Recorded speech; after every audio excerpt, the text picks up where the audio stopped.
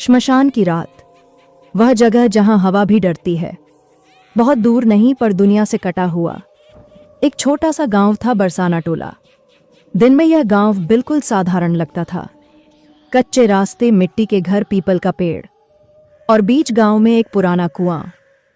लेकिन गांव की पश्चिम दिशा में, नदी के पार, एक जगह थी जहां जाने से लोग दिन में भी कतराते थे। वह जगह थी श्मशान। श्मशान की पहचान। श्मशान कोई बहुत बड़ा नहीं था। चारों ओर झाड़ियां, टूटे पत्थर और बीच में काली पड़ी जमीन जहां सैकड़ों चिताएं जली थीं।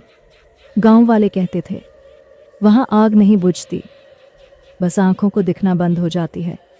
रात होते ही श्मशान की तरफ से कभी कभी घुंघरुओं की आवाज, कभी किसी के रोने की और कभी हंसी, पर कोई देखने नहीं जाता। एक अजनबी का आना। एक साल सावन के महीने में गांव में एक अजनबी आया। नाम बताया राघव। काम सरकारी सर्वे। शहर का पढ़ा लिखा लड़का। इन कहानियों पर हंसता था। गांव के प्रधान ने समझाया, बाबू, सूरज ढलने के बाद श्मशान की तरफ मत जाना। राघव मुस्कुराया, डर सिर्फ दिमाग में होता है काका।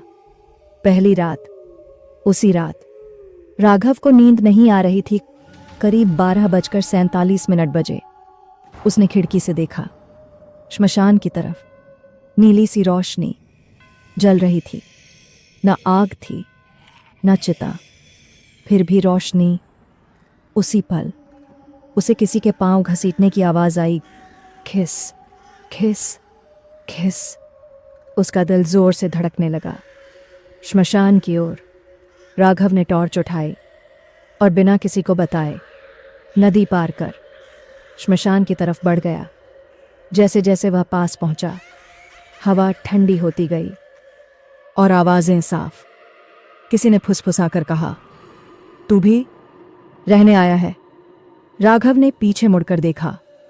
कोई नहीं, पर जमीन पर गीले पैरों के निशान थे जो उल्टी दिशा में जा रहे थे। पहली झलक श्मशान के बीच एक अधजली चिता के पास एक औरत बैठी थी। सफेद साड़ी, खुले बाल और गर्दन अस्वाभाविक रूप से मुड़ी हुई। राघव की टॉर्च कांप गई।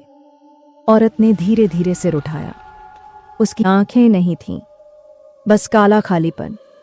उसने कहा, आज पूरे 11 साल बाद कोई जिंदा आया है।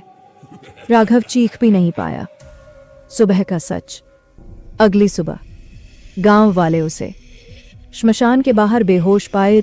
जब उसे होश आया तो वह बस इतना बोला, वो यहां रहती है और जिनकी चिता अधूरी जलती है वो लौट आते हैं उसी दिन।